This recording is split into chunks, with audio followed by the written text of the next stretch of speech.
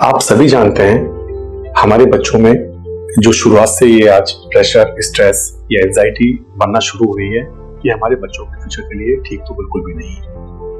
और ऐसा क्यों हो रहा है?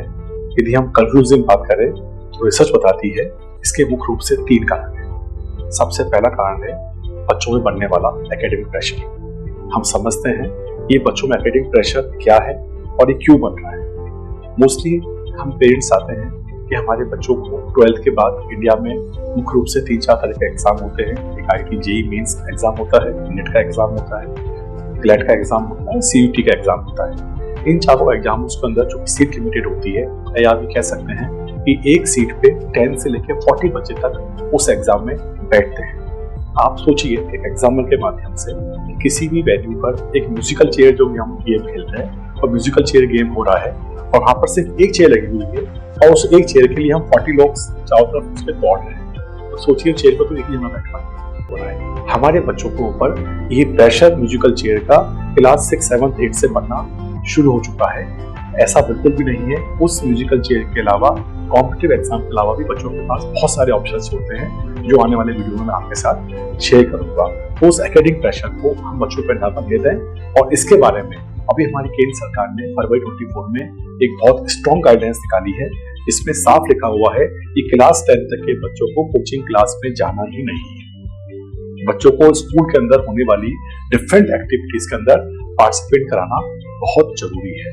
और साथ साथ में यदि आप हमारे देश में अभी जो नई शिक्षा नीति लागू हुई है NEP 20, उसका भी आप अध्ययन करते हैं तो वो भी कहती है कि हमारे बच्चों का होलिस्टिक डेवलपमेंट होना बहुत जरूरी है, ना कि सिर्फ एकेडमिक डेवलपमेंट होना।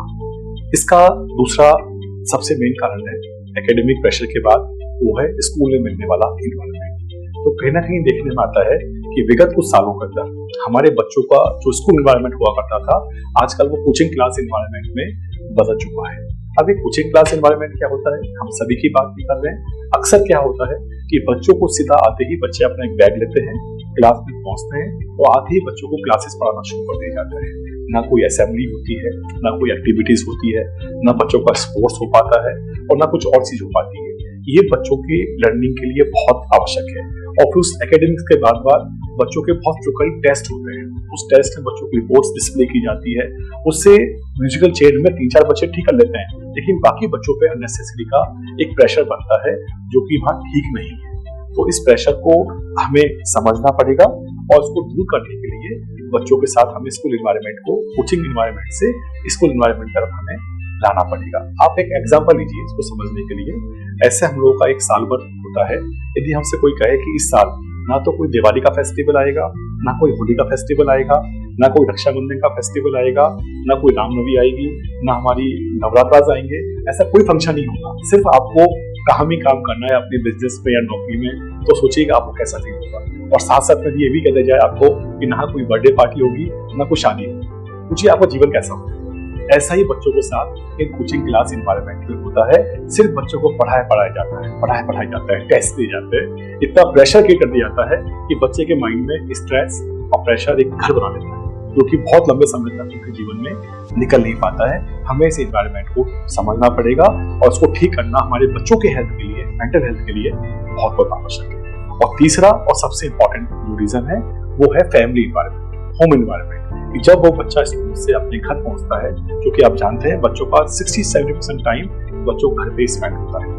तो जब बच्चा हमारे घर पे पहुंचता है तो घर पहुंचते ही हम बच्चों के आते ही हम किस तरह के क्वेश्चन बच्चों से पूछते हैं। क्या हम बच्चों से आते ही कहते हैं कि आपके टेस्ट में कितने मार्क्स आए, एग्जाम में कितने मार्क्स आए, आप कौन सी रैंक पे चल रहे हैं।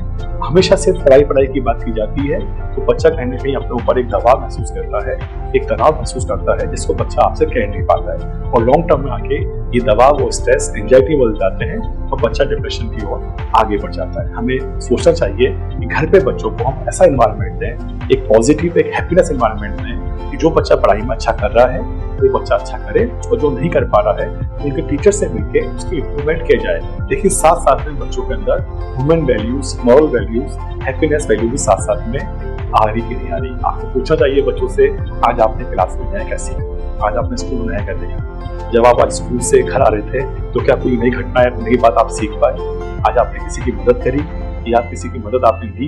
इस तरह की बच्चों में ह्यूमन वैल्यूज आना भी बहुत जरूरी है और ये स्कूल एजेस को सिखाने के लिए बेस्ट टाइम होता है। तो हम इन 3 बातों को समझेंगे तो हम बच्चों के साथ बहुत अच्छे से काम करके और हम हमारे बच्चों में दूर दूर तक स्ट्रेस, प्रेशर, एंजाइटी दूर कर सकते हैं। उन बच्चों को हम एक हैप्पी स्टूडेंट बना सकते हैं।